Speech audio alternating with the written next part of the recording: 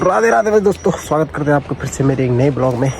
पहाड़ की इन खूबसूरत हसीन वादियों से, और हसीन वादियों में सुबह के बज चुके हैं 10 और एकदम मस्त वाली धूप भी लग चुकी है।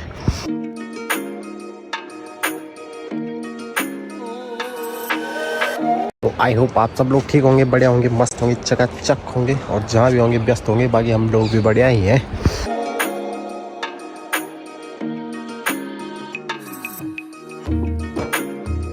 तो भाई, क्या आपको ऐसी जगह के बारे में पता है जिसका रहस्य जुड़ा हुआ है महाभारत काल से, जहाँ पे पांडवों की परीक्षा ली गई थी और यहाँ पर खुद सारे देवता स्नान करने के लिए आते हैं। तो भाई अभी उसके बारे में हम आपको बताएंगे। तो फिलहाल हमारी तैयारी वही जाने की हो रही है। तो कितनी दूर है, कैसे कैसे आप जा सकते हैं, वो सब आपको वीडियो में मिलेगा आगे। तो बने रहिए हमारे साथ। फिलहाल हम तैयार होते हैं वहाँ जाने के लिए। तो दोस्तों, हम तैयार हो चुके हैं और चलते हैं फटाफट से अपने गंतव्य स्थल की ओर, और आपको भी दिखाते हैं कि क्या सीन है। फिलहाल हो चुके हैं 10:40 हमको घर में, और हमको जाना है करीबन 40 से 45 किलोमीटर। तो देखते हैं फिलहाल कितने समय लगता है हमको। पैदल तो लगभग कम ही है, 2.5-3 किलोमीटर। तो चलते हैं और आपको बताते हैं कि कहाँ कहाँ से जाना है और क्या क्या करना है। तो भाई फिलहाल हमारे साथ 2 और मेहमान जुड़ गए, एक ही है और एक और है। तो भाई पहले हम 2 थे, अब 4 हो गए हैं। क्यों भाई, तुम थे? ये भी आ रहा हमारे साथ। तो हो गए क्या माउंट तो आप साइकिल में। अब 4 हो गए, अब थोड़े और मजा आएगी ट्रेवलिंग में। थोड़ा लंबा सफर है तो शाम को आने के लिए ठीक हो जाएगा।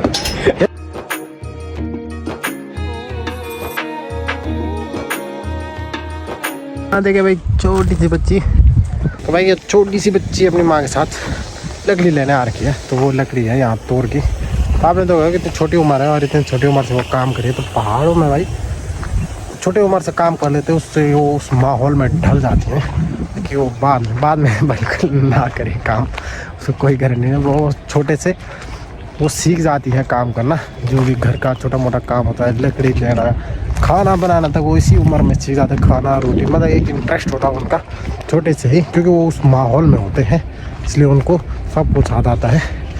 तो अपने बच्चों को जरूर लाएं गाँव में, ताकि उनको भी रोटी बनाने आ जाए। नहीं तो कुछ लोग बाहर रहते हैं, तो पता ही होगा कौन है। तो बड़े बड़े हो जाते तभी उनको रोटी या दाल चावल बनाना नहीं आता है। और कहते हैं हम पहाड़ी हैं। भाई पहाड़ी ऐसी नहीं बनती भाई, खाली कहने से पहाड़ी नहीं बनते, पहाड़ी जैसा काम भी करना पड़ता है। चल भाई फरो ओ 6 रन शॉट हम भी खेल लेते हैं। ये कौन सी वीडियो? ये दो हाँ, ये तो है एजे ब्लॉग्स।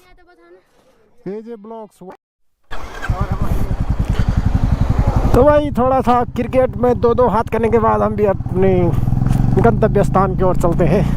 तो फिलहाल हम अभी हैं गांव वाली रोड पे।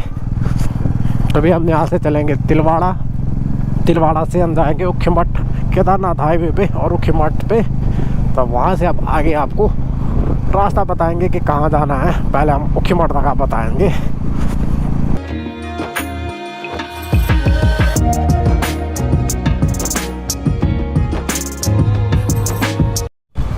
तो भाई अभी हम हैं अगस्त मुनि में। तो यहाँ हर दिन की तरह जाम लगा ही रहता है भाई, क्योंकि यहाँ पे बहुत सारे पॉइंट हैं ये ऊपर जाने वाली गाड़ियों का, ये रुद्रप्रयाग वगैरह जाने की गाड़ियों के। तो इस वजह से यहाँ मेन मार्केट में भीड़ रहती है।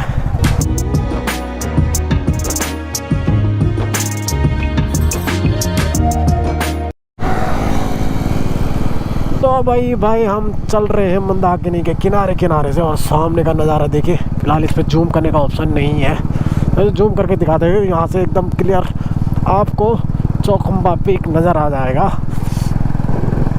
तो आपके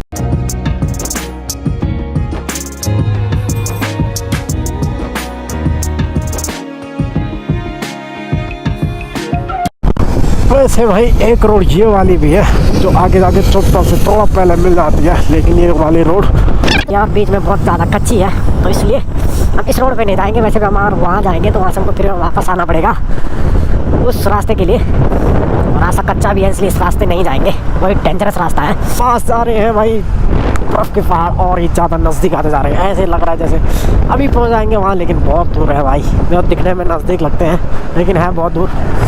लेकिन क्या शानदार नज़ारा है।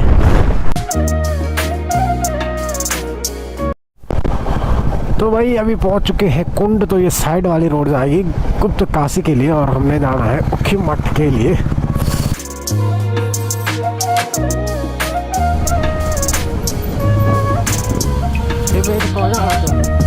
तो यहाँ से भाई ठीक सामने वाली रोड चली जाती है केदारनाथ के लिए और हमको जाना है इस वाली रोड में चोपता के लिए।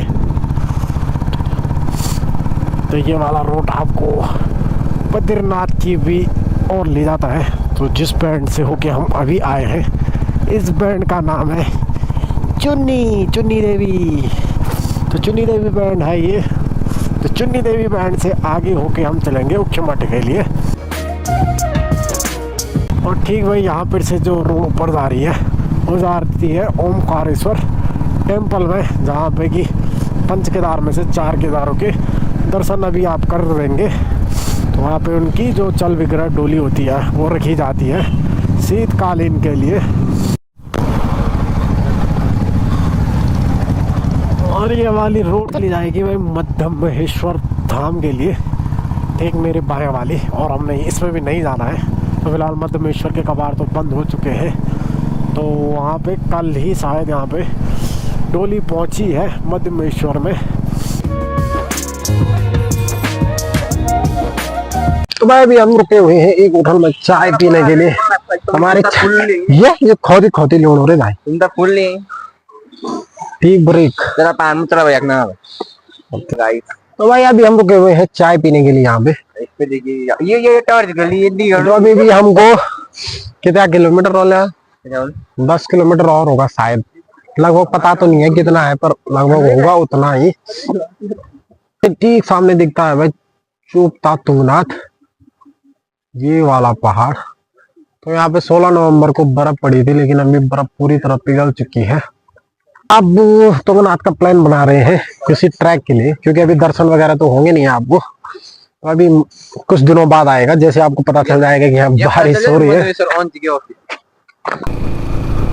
तो भाई हम उस जगह पे आ गए हैं जहाँ, हाँ तो यहाँ से जाना है भाई हमने सारी विलेज के लिए।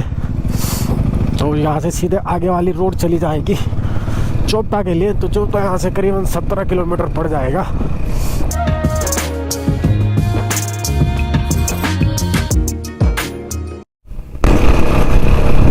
और भाई लोगों यहाँ देखो भाई क्या ही मस्त करके टेंट वगैरह बन रखे हैं स्टे के लिए। तो अगर आप पहाड़ों का आनंद लेना चाह रहे हैं तो आप इनमें आराम से रुक सकते हो। तो एकदम मस्त वाले टेंट बन रखे हैं। तो यहाँ भी आपको पूरी व्यवस्था मिल जाएगी।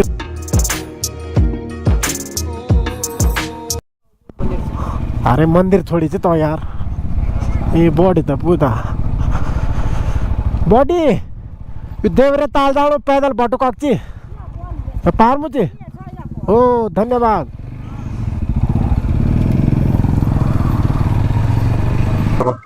तो भाई अभी हम पहुंच चुके हैं सारी गांव में। सारी गांव ठीक यहाँ नीचे पे है और हम यहाँ पहुंच चुके हैं। और यहाँ माल्टे हो रहे हैं भाई। एक कट्टा भरेंगे शाम को यहाँ से। तो यहाँ पे हमने फिलहाल गाड़ी वगैरह लगा दी है, अब इससे आगे चलेंगे। तो ये है भाई प्रवेश द्वार देवरिया ताल का, इतना बड़ा बड़ा लिखा हुआ है तो आपको अंदाजा हो जाएगा कि कहाँ से जाना है। तो आपको थोड़ा मार्केट से थोड़ा आगे आना पड़ेगा, बाकी आपको दाएं साइड पे ये दिख जाएगा देवरिया ताल।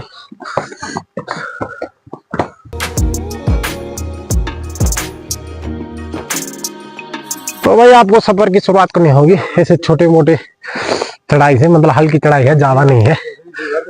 बाकी यहाँ खच्चर है तो अभी ये जाते नहीं होंगे फिलहाल खाली ये जाते होंगे जो ज्यादा आदमी होते होंगे, या तो ऊपर किसी की दुकान वगैरह होगी उसका सामान लेके जाते होंगे। बाकी तो उतनी चढ़ाई है नहीं, नॉर्मल है। क्यों भाई? यस यस बिल्कुल भी थकान नहीं लगी। सांस फूल की बात कहाँ फूट रही है? और यहाँ नीचे देखो भाई, कई खूबसूरत जगह पे बसा हुआ है सारी गांव। तो ये पूरा सारी गांव है यहाँ पे। और रास्ते में थोड़ा आगे बनते ही आपको मिल जाएंगे भाई होम स्टे वगैरह यहाँ पे। और यहाँ पे बगल और होटल वगैरह भी, खाने पीने की सामग्री यही मिल जाएगी। तो अगर आप कुछ खा के नहीं आए तो रास्ते में आपको भूख लगे तो आप यहीं से खा सकते हैं। बाकी आप रहना चाहते हैं तो यहाँ भी रुक सकते हैं। बाकी भाई जिनके पास हमारी तरह पैसे वगैरह कुछ नहीं है, उनके लिए ये पुराने वाले घर है, इस छानी में रह सकते हैं, फ्री है। रुकना नहीं है तुम। अब फिर खाली इसमें क्या करना पड़ेगा, आप गाय भैंस होंगे उनके साथ रहना पड़ेगा भाई। और थोड़ा और आगे जाते ही आपको यहाँ पे एक सुंदर सा मंदिर देखने को मिल जाएगा। स्वयंभू ओमकारेश्वर दूधाधारी शिवनारायण मंदिर। तो ये स्वयंभू मंदिर है। स्वयंभू मतलब ये होता है कि जो अपने आप प्रकट हुआ होगा यहाँ पे शिवलिंग, तो उसको बोलते हैं स्वयंभू मंदिर।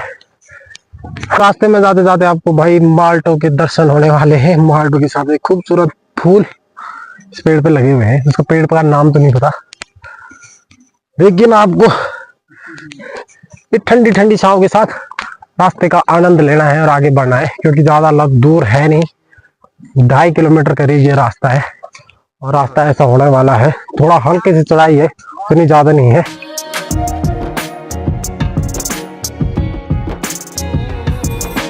और रास्ते में जाते जाते भाई आपको पेड़ों पे इस प्रकार की कंडी लटकाई हुई मिलेगी। ये लोगों ने नीचे कचरा दिया हुआ है, चलो इनको साफ करें।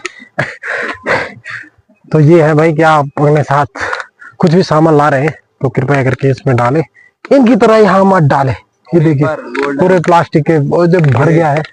इसमें खाली सिगरेट और पेपर मिलेंगे। सबसे ज्यादा इसमें सिगरेट रखी हुई है, तो कृपया करके ऐसे ना करें, नीचे ना फेंके। इसलिए हम अपने साथ कुछ नहीं लाए ना पानी की बोतल, लेकिन आप कहीं भी ट्रेवल कर रहे हो तो अपने साथ पानी की बोतल अवश्य रखें। और हमारे साथ इतना काला कचरा है। तो भाई यहाँ 200 और 200 मीटर पे आपको दुकानें मिल जाएंगी। तो एक दुकान, 2 दुकानें यहाँ पे, एक यहाँ पे है ताऊ जी की, और एक फिर यहाँ पे है। तो आपको भूख लगे आप कहीं पे भी खा सकते हो, लेकिन हम खाएंगे नहीं, हमको भूख भी लग चुकी है। हमारे बाबा ऐसे ही नहीं गाइस,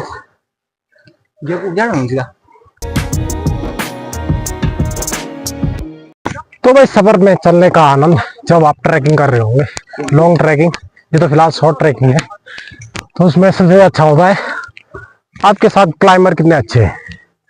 फिलहाल हमारे साथ 2 क्लाइंबर ठीक है। एक क्लाइंबर वो देखो, ये एवरेस्ट चढ़ के आया है इसलिए इसको थकान लग रही है। बाकी क्लाइंबर ठीक होने चाहिए ताकि आपको रास्ते का अनुभव ना, मतलब पता नहीं चले। अनुभव तो लेना जरूरी है हर रास्तों का। तो यहाँ पे से बच गया भाई हमको 150 किलोमीटर और ऊपर जाने के लिए, और धीरे धीरे ऐसे ऐसे करके चढ़ाई जा रही है और हम धीरे धीरे जा रहे हैं। और सफर में सबसे अच्छा होता है कि आपको दृश्य कैसे दिख रहे हैं। दृश्य अगर दृश्य ठीक है तो आपको रास्ते का पता नहीं चलेगा। जैसे कि ये नज़ारे दिख रहे होंगे आपको, मस्त वाले नज़ारे हैं यहाँ से पूरे नीचे की ओर। और यहाँ पे अभी तक गांव दिख रहे हैं हमको नीचे का। बाकी भाई देखो कैमरे को देख के जल्दी जल्दी आ रहा है।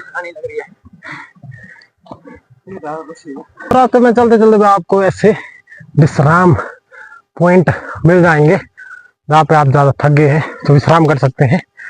और वैसे दुकानें हैं छोटी मोटी, वहाँ पे आप विश्राम कर सकते हो। हम आपको एक विचित्र सी आवाज सुनाते हैं। मार भाई पर तो मार, हट तो जरा तू जोर से मार मार। देखिए भाई इनको बजा मार नहीं है माँ, देखो इनकी साउंड सुन रहे आप, एक अलग सी साउंड है जैसे कि अंदर एकदम खोखला टाइप का होगा। यहाँ से आगे भाई एक बोर्ड पे कुछ लिखा हुआ है, यहाँ पे लिखा हुआ है यहाँ से आगे शुल्क दे होगा, देवरा ताल प्रवेश शुल्क। छात्र छात्र छात्र 12-18 18 से अधिक 100 रुपया, वयस्क 200, वरिष्ठ नागरिक 100 रुपये, विदेशी नागरिक 800। तो फिलहाल हम लोकल है, हमको तो पैसे पड़ेंगे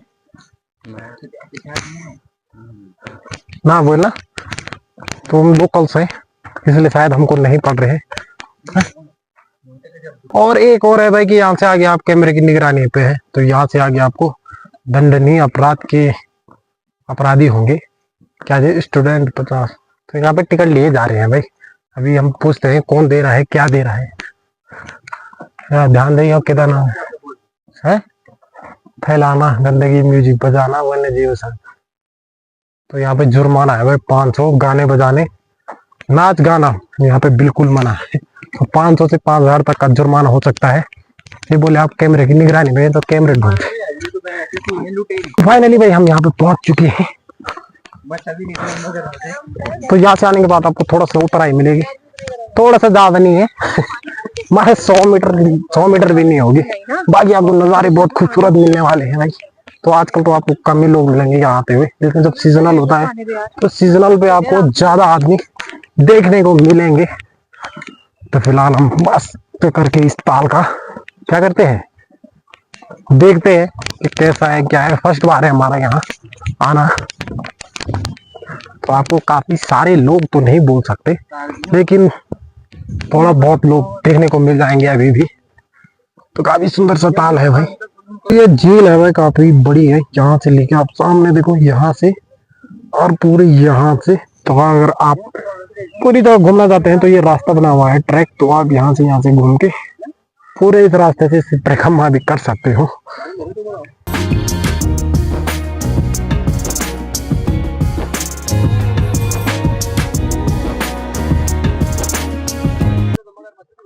मगर मत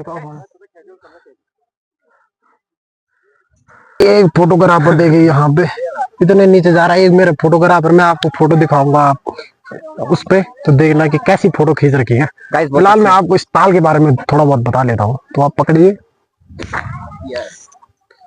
तो भाई जो ये पीछे आप मेरे ताल देख रहे हैं, इसका जो कहानियों के अनुसार है तो ये महाभारत काल से जुड़ा हुआ है। तो यहाँ पे एक कहानी के अनुसार ये भी है कि जब भीम को प्यास लगी थी, इस रास्ते गए थे वो, तो उन्होंने अपने गदा से मार के ये ताल बनाया था। एक कहानी ये भी है। और एक कहानी ये है कि यहाँ पे देवता जो भी है, इंद्र जो भी जितने भी देवता लोग हैं, वो स्नान करने के लिए यहीं पे आते थे। और एक कहानी और है कि यहाँ पे जो यक्ष थे, उन्होंने जो युधिष्ठिर को भीम ने ये ताल बनाया था, तो उसके बाद उन्होंने पानी पीने की आज्ञा नहीं दी थी। तो जो यक्ष थे उन्होंने उनसे कुछ सवाल पूछे थे, वैसे आपने महाभारत में देखा ही होगा। तो वो यही ताल है जिस पे उन्होंने प्रश्न पूछे थे, और प्रश्न पूछने के बाद ही उन्होंने इस ताल का पानी पीने के लिए उनको आज्ञा दी थी। और एक कहानी ये भी है कि इस ताल की गहराई अभी नापी नहीं गई है कि ये ताल कितना गहरा हो सकता है। तो पौराणिक कथाएं हैं भाई, कुछ भी कहा जा सकता है। बाकी मोटा मोटा हमको जितना पता था यही पता था इस बारे में। बाकी भाई यहाँ के सीख सामने का चौखम्मा पर्वत और ये बादल से ढकी हुई चोटियां इस ताल पे चार चांद लगाती है और एक सुंदर सा आवरण बनाती है, जिसको देखकर आपको मजा आने वाला है।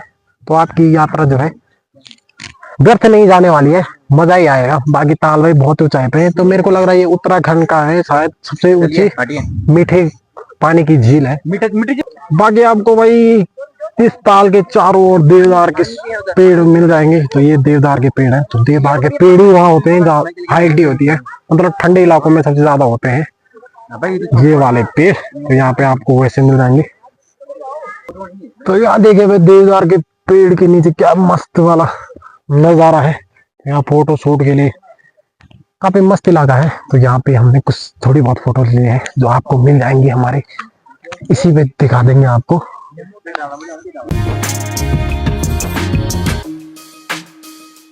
तो भाई यहाँ पे क्षमा चाहते हैं, यहाँ पे आवाज़ नहीं आई थी, रिकॉर्ड नहीं हुई थी। तो यहाँ पे से हम ताल के सुंदर नज़ारों को बाय बाय करते हुए घर की ओर निकल पड़े थे। बाकी आप अगर यहाँ रहना चाहते हैं तो यहाँ पे ठीक ताल के बगल में ही आपको होम स्टे मिल जाएंगे रहने के लिए। और यहाँ पे एक मस्त सा इंसिडेंट हुआ था हमारे साथ। तो यहाँ पे लिखा हुआ था कर्मा, और जब आरव को पूछा था इसका क्या है तो वो पूछ रहा था कमरा। तो उसको बोले थे नहीं नहीं कर्मा लिखा हुआ, लेकिन वो फिर भी कमरा बोल रहा था।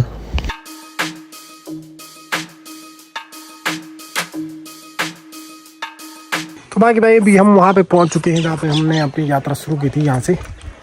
और कहीं यहाँ ऊपर है वो टॉप में देवरिया ताल। तो हम अपनी यात्रा करके फिलहाल नीचे आ चुके हैं। 6 किलोमीटर का सफ़र।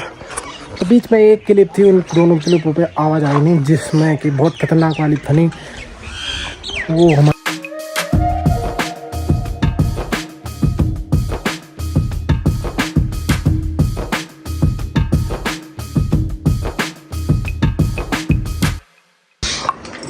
तो भाई फिलहाल घर पहुंच चुके हैं और रितिका बना रही है रोटी।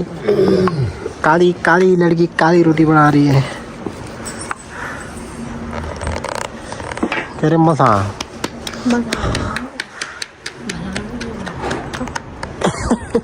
अरे रामो रे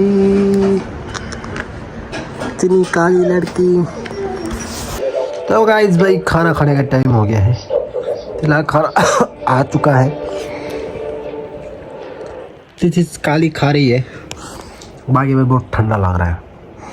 तो इसलिए आज का ब्लॉग यही समाप्त करते हैं और मिलते हैं आपको अगले ब्लॉग में। तब तक के लिए शुभ रात्रि, सबा खैर, राधे राधे।